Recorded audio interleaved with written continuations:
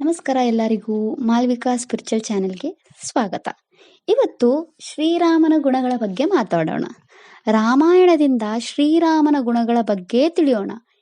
ಏನಕ್ಕೆ ಶ್ರೀರಾಮನನ್ನು ಮರ್ಯಾದ ಪುರುಷೋತ್ತಮ ಎಂದು ಕರೆಯುತ್ತಾರೆ? ಧರ್ಮದ ವಿಗ್ರಹ, ನಡೆದಾಡುವ ಧರ್ಮದ ವಿಗ್ರಹ ಅಂತ ಕರೀತಾರೆ. ಏನಿದೆ ಶ್ರೀರಾಮನ ವಿಶಿಷ್ಟತೆ? ಏನಕ್ಕೆ ಅಯೋಧ್ಯೆ ಜನರಿಗೆ ಶ್ರೀರಾಮ ಕಂಡರೆ ಅಪಾರ ಪ್ರೀತಿ ಭಕ್ತಿ? ಬನ್ನಿ ತಿಳಿಯೋಣ. ರಾಮ ರಘುಕುಲದಲ್ಲಿ ಜನಿಸಿರುವುದು. ಯಾವ ಕುಲದಲ್ಲಿ ಸದಾ ಧರ್ಮನಿಷ್ಠೆ ಆಗಿತ್ತು, ಅಪಾರ ಧನ ಸಂಪತ್ತು ಆಗಿತ್ತು, ಸದಾ ಜನರ ಹಿತಕ್ಕೆ ಯೋಚನೆ ಮಾಡುತ್ತಾ ಇದ್ರು, ಬುದ್ಧಿವಂತರಾಗಿದ್ರು. ರಾಮನಿಗೆ ಅವರ ಕುಲದ ಬಗ್ಗೆ ಆಗಲಿ ಅವರ ಐಶ್ವರ್ಯದ ಬಗ್ಗೆ ಆಗಲಿ ಅಹಂಕಾರವಿರಲಿಲ್ಲ. ಸದಾ ಶಾಂತ ಸ್ವಭಾವಿ ಆಗಿದ್ರು. ರಾಮ ಸದಾ ನಿರ್ಮಲ ಮನಸ್ಸಿನಿಂದ ಇದ್ರು. ಅಯೋಧ್ಯೆಯಲ್ಲಿ ಯಾರಾದರೂ ಮೃತ್ಯು ಆಗಿದ್ದರೆ ಅವರ ಮನೆಗೆ ಹೋಗಿ ಸಾಂತ್ವನ ಮಾಡ್ತಾ ಇದ್ರಂತೆ. ಯಾರಾದರೂ ಮನೆಯಲ್ಲಿ ಶುಭ ಕಾರ್ಯ ಇತ್ತು ಅಂದ್ರೆ ಅಲ್ಲಿನೂ ಅವರೇ ಮೊದಲು ಇರ್ತಿದ್ರಂತೆ. ಅಯೋಧ್ಯದ ರಾಜರು ಆಗಿದ್ರು ಸಾಮಾನ್ಯ ಜನರ ಜೊತೆ ಅವರ ಖುಷಿ ದುಃಖಗಳನ್ನು ಹಂಚಿಕೊಳ್ಳುತ್ತಾ ಇದ್ರಂತೆ. ರಾಮಾಯಣದಲ್ಲಿ ಒಂದು ಸಂದರ್ಭ ಬರುತ್ತೆ. ರಾಮ, ಲಕ್ಷ್ಮಣ ಮತ್ತು ಸೀತೆ ಯಾವಾಗ ವನವಾಸಕ್ಕೆ ಹೋಗುವಾಗ ಅವರಿಗೆ ನದಿ ದಾಟೋ ಸಂದರ್ಭ ಬರುತ್ತೆ. ಬುಡಕಟ್ಟು ಜನರ ರಾಜ ಆದ ನಿಷಾದ ರಾಜ ಆ ಗಂಗಾ ನದಿಯ ದಡದಲ್ಲಿ ದೋಣಿ ನಡೆಸ್ತಾ ಇದ್ದ. ಅವನ ಹೆಸರು ಗುಹ ಅಥವಾ ಕೇವಟ್ ಆಗಿತ್ತು. ಅಯೋಧ್ಯದ ರಾಜ ಆಗಿದ್ರು ರಾಮ ಆ ಆದಿವಾಸನನ್ನು, ದೋಣಿಗಾರನನ್ನು ಸೌಮ್ಯದಿಂದ ಕೇಳುತ್ತಾನೆ. ಅವನ ಜೊತೆ ಮಾತಾಡುತ್ತಾನೆ, ಆಲಿಂಗನ ಮಾಡುತ್ತಾನೆ. ಇದು ರಾಮನ ಸರಳತೆಯನ್ನು ತೋರಿಸುತ್ತೆ. ಇಡೀ ಜೀವನದಲ್ಲಿ ಆ ದೋಣಿಗಾರನನ್ನು ಏಕವಚನದಲ್ಲಿ ಕರಿತಾ ಇದ್ರು. ಆದರೆ ಮೊದಲ ಬಾರಿಗೆ ಒಬ್ಬ ವ್ಯಕ್ತಿ, ಒಬ್ಬ ರಾಜ ಮರ್ಯಾದೆಯಿಂದೇ ಕರ್ದಿರೋದನ್ನು ಕಂಡು ಅವನಿಗೆ ಸಂತೋಷವಾಯಿತಂತೆ. ಆ ಖುಷಿಗೆ ಶ್ರೀರಾಮ ಮತ್ತೆ ಸೀತೆಯ ಪಾದ ಅಭಿಷೇಕ ಮಾಡಿ ಚರಣಾಮೃತವನ್ನು ತಗೊಂಡಂತೆ. ಇನ್ನು ಶ್ರೀರಾಮನ ಶಕ್ತಿಯ ಬಗ್ಗೆ ಹೇಳಬೇಕಾದ್ರೆ ರಾಮಾಯಣದಲ್ಲಿ ಒಂದು ಪ್ರಸಂಗ ಬರುತ್ತೆ. ಸೀತೆ ಯಾವಾಗ 6 ವರ್ಷದವಳಿದ್ದಾಗ ಶಿವಧನಸ್ಸನ್ನು ಎತ್ತಿದ್ಲಂತೆ. ಯಾವ ಶಿವಧನಸ್ಸು 8,000 ಜನರ ಸಹಾಯದಿಂದ ಮಂದಿರಕ್ಕೆ ತರಲಾಯಿತು. ಅದನ್ನು ಹೂವಿನ ಹಾಗೆ ಸೀತೆ ಎತ್ತಿರೋದನ್ನು ನೋಡಿ ಜನಕ ಮಹಾರಾಜ ಅವಳ ವಿವಾಹ ಅವಳ ಹಾಗೆ ಶಕ್ತಿಶಾಲಿ ರಾಜನ ಜೊತೆ ಆಗಬೇಕು ಅಂತ ನಿಶ್ಚಯ ಮಾಡಿದ್ರು. ಆದ ಕಾರಣ ಸೀತಾ ಸ್ವಯಂವರದಲ್ಲಿ ಧನುಷ್ಯನ್ನು ಎತ್ತೋ ಸ್ಪರ್ಧೆ ಇಟ್ಟಿದ್ರು. ಶ್ರೀರಾಮ ಸ್ವಯಂವರದಲ್ಲಿ ಒಂದು ಆ ಧನುಷ್ಯನ್ನು ನಮಸ್ಕರಿಸಿ, ಯಾಕಂದರೆ ಅದು ಶಿವನ ಧನುಷು ಆಗಿತ್ತು, ಅದಕ್ಕೆ ದಾರ ಕಟ್ಟುವಾಗ ಆ ಧನುಷು ಮುರಿದು ಹೋಗಿತ್ತು. ಅದರ ಶಬ್ದದಿಂದ ಭೂಮಿ ಕಂಪಿಸುತ್ತಂತೆ. ಅದನ್ನು ಕೇಳಿ ಪರಶುರಾಮ ಸ್ವಯಂವರಕ್ಕೆ ಬರುತ್ತಾನೆ.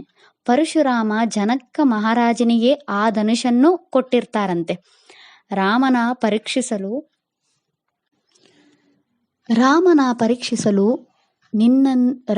ಪರೀಕ್ಷಿಸಲು ನಿನ್ನನ್ನು ನೀನು ದೊಡ್ಡ ಶಕ್ತಿಶಾಲಿ ಎಂದು ತಿಳಿವೆಯಾ? ನನ್ನ ಹತ್ರ ಭಗವಾನ್ ವಿಷ್ಣುವಿನ ಧನುಷು ಇದೆ, ಅದಕ್ಕೆ ದಾರ ಎಳಿ ಅಂತಾರೆ. ಶ್ರೀರಾಮ ಅದಕ್ಕೆ ದಾರ ಎಳೆದು ಬಾಣವನ್ನು ಬಿಡ್ತಾನೆ. ಇದನ್ನು ಕಂಡು ಪರಶುರಾಮ ಆಶ್ಚರ್ಯಗೊಂಡು ಶ್ರೀರಾಮನೇ ಮಹಾವಿಷ್ಣು ಅವತಾರ ಎಂದು ಶರಣಾಗ್ತಾನೆ. ಇನ್ನು ಧರ್ಮ ಪಾಲನೆ, ಮಗನ ಧರ್ಮ ಆಗಲಿ, ಪತಿಯ ಧರ್ಮ ಆಗಲಿ, ಅಣ್ಣ ಧರ್ಮ ಆಗಲಿ, ಶಿಷ್ಯ ಧರ್ಮರಾಗಲಿ ಎಲ್ಲವನ್ನೂ ಪೂರ್ತಿ ನಿಷ್ಠೆಯಿಂದ ಮಾಡಿದ್ರಂತೆ. ತಂದೆ ತಾಯಿಗೆ ಒಬ್ಬ ಆದರ್ಶ ಮಗನಾಗಿ ಅವರ ಮಾತುಗಳನ್ನು ಪಾಲನೆ ಮಾಡಿಕೊಂಡು ಇದ್ರಂತೆ. ನಮಗೆಲ್ಲರಿಗೂ ಈ ಸಂದರ್ಭ ಗೊತ್ತೇ ಇರುತ್ತೆ. ಕೈಕೈ ಯಾವಾಗ ಶ್ರೀರಾಮನ್ನು ಕರೆದು ನಿಮ್ಮ ತಂದೆ ನಿನ್ನನ್ನು 14 ವರ್ಷ ವನವಾಸ ಹೋಗು ಅಂತಿದ್ದಾರೆ ಅಂದಾಗ ಶ್ರೀರಾಮ ಒಂದು ಮಾತು ಕೇಳಲ್ಲ, ಅದನ್ನು ಆಜ್ಞೆ ಆಗಿ ತಗೊಂತಾರೆ. ಅದಾದ್ಮೇಲೆ ವನವಾಸ ಮುಗಿದ ನಂತರ ಶ್ರೀರಾಮ ಯಾವಾಗ ಅಯೋಧ್ಯೆಗೆ ಬರುತ್ತಾನೆ, ಫಸ್ಟು ಕೈಕೈನ ಹೋಗಿ ಭೇಟಿ ನೀಡ್ತಾನಂತೆ. ಯಾಕಂದ್ರೆ ವನವಾಸಕ್ಕೆ ಹೋಗಿರೋದು ನನ್ನಿಂದನೇ ಅಂತ ಅವರಿಗೆ ಕೊರಗು ಬೇಜಾರು ಇರಬಾರ್ದು ಅಂತ ಅವ್ರ ಭಾವನೆಗಳಿಗೂ ಲೆಕ್ಕ ತಗೊಂಡು ಶ್ರೀರಾಮ ನನ್ನ ತಾಯಿಗೆ ಬೇಜಾರಾಗಬಾರ್ದು ಅಂತ ಹೇಳ್ಬಿಟ್ಟು ಫಸ್ಟ್ ಅವ್ರನ್ನೇ ಹೋಗಿ ಭೇಟಿ ಮಾಡ್ತಾನಂತೆ. ಇನ್ನು ಪತಿಯ ಧರ್ಮ ಬಗ್ಗೆ ಆದರೆ ಏನು ಹೇಳಬೇಕು, ಕಾಲ್ನಡಿಗೆಯಲ್ಲೇ ಪತ್ನಿಗೋಸ್ಕರ ಭಾರತದಿಂದ ಲಂಕೆಗೆ ಹೋಗಿರೋದು. ಅಣ್ಣನ ಧರ್ಮ ಬಗ್ಗೆ ಹೇಳಬೇಕಂದ್ರೆ, ಯಾವಾಗ ಗುರುಕುಲದಲ್ಲಿದ್ದಾಗ ಶ್ರೀರಾಮ ತನ್ನ ತಮ್ಮಂದಿರನ್ನು ಒಬ್ಬ ತಂದೆ ತಾಯಿಯಾಗಿ ನೋಡ್ಕೊಂಡ್ರಂತೆ. ಪ್ರತಿದಿನ ಅವರಿಗೆ ಮಲಗಿಸುತ್ತಾ, ಅವರು ಕಾಲುಗಳನ್ನು ಒತ್ತುತ್ತಾ ನೋಡ್ಕೋತಾ ಇದ್ರಂತೆ. ಅವರಿಗೆ ಧೈರ್ಯ, ಆದರ್ಶಗಳನ್ನು ಹೇಳ್ಕೊಡ್ತಾ ಇದ್ದಂತೆ. ಇನ್ನು ಶಿಷ್ಯ ಧರ್ಮ, ಅವರು ಇಡೀ ಜೀವನದಲ್ಲಿ 2 ಗುರುಗಳಾಗಿದ್ರು. ವಶಿಷ್ಠ ಗುರುಗಳು, ವಿಶ್ವಾಮಿತ್ರ ಗುರುಗಳು. ವಶಿಷ್ಠ ಗುರುಗಳಾಗ್ಲಿ, ವಿಶ್ವಾಮಿತ್ರ ಗುರುಗಳಾಗ್ಲಿ ಅವರ ವಚನಗಳನ್ನು ಯಾವಾಗಲೂ ಪಾಲನೆ ಮಾಡಿದ್ರಂತೆ. ಅವರು ವಚನಗಳೇ ಆಜ್ಞೆ ಆಗಿ ತಗೊಂಡ್ರಂತೆ.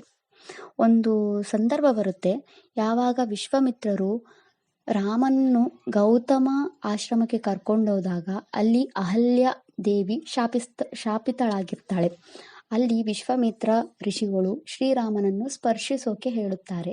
ಆದರೆ ಶ್ರೀರಾಮ ಅಹಲ್ಯನ್ನು ಸ್ಪರ್ಶ ಮಾಡೋಕೆ ಆಗಲ್ಲ, ಏಕೆಂದರೆ ಇವರು ನಮ್ಮ ತಾಯಿ ಸಮಾನ ಅಂತ ಹೇಳ್ತಾರೆ. ಆವಾಗ ವಿಶ್ವಾಮಿತ್ರ ಅವರಿಗೆ, ನೀವು ಮಹಾವಿಷ್ಣು ಅವತಾರ, ಇದು ನಿಮ್ಮ ಜವಾಬ್ದಾರಿ ಅಂತ ಹೇಳಿದಾಗ ಶ್ರೀರಾಮ ಮಹಾವಿಷ್ಣು ಅವತಾರ ತಟ್ಟಿ ಅಹಲ್ಯನ್ನು ಸ್ಪರ್ಶ ಮಾಡಿ ಶಾಪವಿಕ್ತರಾಗಿ ಮಾಡ್ತಾರೆ.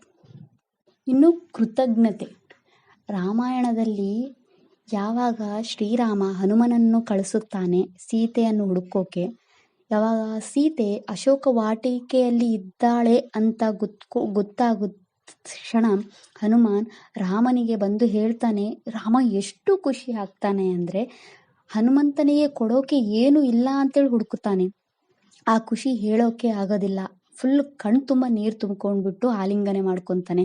ಆವಾಗ ಶ್ರೀರಾಮ ಹೇಳ್ತಾನೆ, ನಾನು ಇಡೀ ಜೀವನ ನಿನ್ನ ಋಣಿ ಆಗಿರ್ತೀನಿ ಸಹಾಯಕ್ಕೋಸ್ಕರ, ಮತ್ತೆ ನೀನು ನನಗೆ ಭರತನಂಗೆ ಅಂತೇಳಿ ಹೇಳ್ತಾನೆ. ಇನ್ನು ರಾಮ ಸೇತುವೆ ಕಟ್ಟುವಾಗ ಒಂದು ಹಳಿಲು ಬಂದು ಶ್ರೀರಾಮನ್ಗೆ ಸಹಾಯ ಮಾಡುತ್ತೆ. ಅದೊಂದು ಚಿಕ್ಕ ಚಿಕ್ಕ ಕಲ್ಲುಗಳನ್ನು ಬಂದು ಸಹಾಯ ಮಾಡ್ತಿರುತ್ತಾರೆ. ಅದನ್ನು ನೋಡಿ ವಾನರೆಲ್ಲ ಅವ್ರಿಗೆ ಓಡಿಸ್ತಾ ಇರ್ತಾರೆ. ಆದರೆ ಶ್ರೀರಾಮ ಅದರ ಸೇವೆನೂ ಲೆಕ್ಕ ತಗೊಂಡು ಅದನ್ನು ಹತ್ರ ಕರ್ಕೊಂಡು ಅದರ ಮೇಲೆ 3 ಬೆರಳಿಂದ ಆಶಿಸುತ್ತಾರೆ. ಈಗಲೂ ನಾವು ಆ ಹಳಿಲು ಮೇಲೆ ಅವರ 3 ಬೆರಳಿನ ಚಿಹ್ನೆಗಳನ್ನು ನೋಡಬಹುದು. ಇನ್ನು ಶ್ರೀರಾಮ ಯಾವುದೇ ಭೇದ ಭಾವ ಮಾಡಲ್ಲ. ವಿಭೀಷಣ ಯಾವಾಗ ಶ್ರೀರಾಮನ ಶರಣಾಗೋಕೆ ಬಂದಾಗ ಎಲ್ಲರೂ ವಾನರು, ಬೇಡ ಇವನಿಗೆ ಶರಣು ಕೊಡಬೇಡಿ, ಯಾಕಂದ್ರೆ ಇವನು ಶ್ರೀರಾಮ ವಿಭೀಷಣನ ಭಕ್ತಿಯನ್ನು ಮೆಚ್ಚಿಕೊಂಡು ಅವನಿಗೆ ಶರಣು ಕೊಡ್ತಾನೆ. ಶ್ರೀರಾಮ ಯಾವುದೇ ಭೇದ ಭಾವ ಮಾಡಲ್ಲ. ವಿಭೀಷಣನ ಭಕ್ತಿಯನ್ನು ಮೆಚ್ಚಿಕೊಂಡು ಅವನಿಗೆ ಸಹಾಯ ಮಾಡ್ತಾನೆ ಮತ್ತು ನಿನ್ನನ್ನು ಲಂಕಾ ರಾಜ ಮಾಡ್ತೀನಿ ಅಂತೇಳಿ ಮಾತು ಕೊಡ್ತಾರೆ. ಯಾವಾಗ ವಿಭೀಷಣನ ರಾಜ್ಯಾಭಿಷೇಕ ಮಾಡುವಾಗ ಶ್ರೀರಾಮ ಬಹಳ ದುಃಖದಿಂದ ಬಹಳ ಅಳ್ತಾರೆ. ಏನಕ್ಕೆ ಅಂದರೆ, ನಾನು ಸುಗ್ರೀವನ ರಾಜ ಮಾಡಿದೆ, ವಿಭೀಷಣನ ರಾಜ ಮಾಡಿದ್ರೆ, ಆದರೆ ಜಟಾಯುಗೋಸ್ಕರ ನಾನು ಏನೂ ಮಾಡೋಕ್ಕಾಗಿಲ್ಲ. ಅವನಷ್ಟು ದೊಡ್ಡ ಸಹಾಯ ಮಾಡಿದಾನೆ ನನಗೆ, ಕೃತಜ್ಞತೆಗೋಸ್ಕರ ನಾನು ಏನೂ ಮಾಡಿಲ್ಲ ಅಂತೇಳ್ಬಿಟ್ಟು ಕೊರಗ್ತಾನೆ. ಇಷ್ಟು ನಿಶ್ಚಲ ಮನಸ್ಸು ಶ್ರೀರಾಮಂದು ಅಂತ ಗೊತ್ತಾಗುತ್ತೆ. ಇನ್ನು ಶ್ರೀರಾಮನನ್ನು ಏಕವಚನಚಾರಿ ಅಂತ ಕರೆಯುತ್ತಾರೆ. ಯಾಕಂದ್ರೆ ಅವಳು ಸತ್ಯವನ್ನೇ ಮಾತಾಡ್ತಾ ಇದ್ರು, ಸತ್ಯದ ದಾರಿ ಹಿಡಿತಾ ಇದ್ರು. ಶ್ರೀರಾಮ ಯಾವಾಗ್ಲೂ ಸತ್ಯವನ್ನೇ ನುಡಿದಿರೋರು. ಅವರು ಬಿಟ್ಟಿರೋ ಬಾಣನೂ ಅಷ್ಟೇ, ಒಂದ್ಸಲ ಬಿಟ್ರೆ ಮತ್ತೆ ಹಿಂದೆ ಬರಲ್ವಂತೆ. ಹಾಗೇ ಅವರ ವಚನನು. ಅವರ ಮಾತಿನ ತಕ್ಕಂತೆ ಸುಗ್ರೀವನನ್ನೂ ರಾಜ ಮಾಡಿದ್ರು, ವಿಭೀಷಣನೂ ರಾಜನ ಮಾಡಿದ್ರು, ಭರತನಿಗೂ ಪಟ್ಟಾಭಿಷೇಕ ಕೊಟ್ರು. ಮತ್ತೆ ಇನ್ನೊಂದು, ವನವಾಸಕ್ಕೆ ಹೋಗಾಗ ಭರತನಿಗೂ ಮಾತು ಕೊಟ್ಟಿದ್ರಂತೆ. ವನವಾಸ ಮುಗಿದು ಒಂದು ದಿನನೂ ಲೇಟ್ ಆದ್ರೆ ನಾನು ಸತ್ತೋಗ್ತೀನಿ ಅಂತ ಹೇಳ್ಬಿಟ್ಟು ಭರತ ಹೇಳಿದಾಗ, ಒಂದು ದಿನನೂ ಆಗಲ್ಲ, ನಾನು ಕರೆಕ್ಟ್ ವನವಾಸ ಮುಗಿದ ತಕ್ಷಣನೇ ನಾನು ಅಯೋಧ್ಯೆಗೆ ಬರ್ತೀನಿ ಅಂತ ಹೇಳ್ತಾರಂತೆ. ಇದು ಶ್ರೀರಾಮನ ಗುಣಗಳು. ಇನ್ನು ಅನೇಕ ಗುಣಗಳಿದ್ದಾವೆ. ಶ್ರೀರಾಮ ಒಂಥರ ಸಾಗರ ಇದ್ದ ಹಾಗೆ.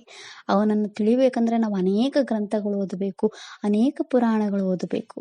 ಇದಿಷ್ಟು ಇವತ್ತಿನ ವಿಡಿಯೋಗೆ. ಮುಂದೆ ಮತ್ತೆ ಸಿಗೋಣ. ನನ್ನ ವಿಡಿಯೋ ಏನಾದರೂ ಇಷ್ಟ ಆದರೆ ಲೈಕ್ ಮಾಡಿ, ಶೇರ್ ಮಾಡಿರಿ, ಸಬ್ಸ್ಕ್ರೈಬ್ ಮಾಡಿರಿ ಮತ್ತು ಮುಂದೆ ಇನ್ನೂ ಇದೇ ಥರ ವೀಡಿಯೋಗಳು ನೋಡೋಕ್ಕೆ ಬೆಲ್ ಐಕನ್ ಕ್ಲಿಕ್ ಮಾಡಿ. Thank you.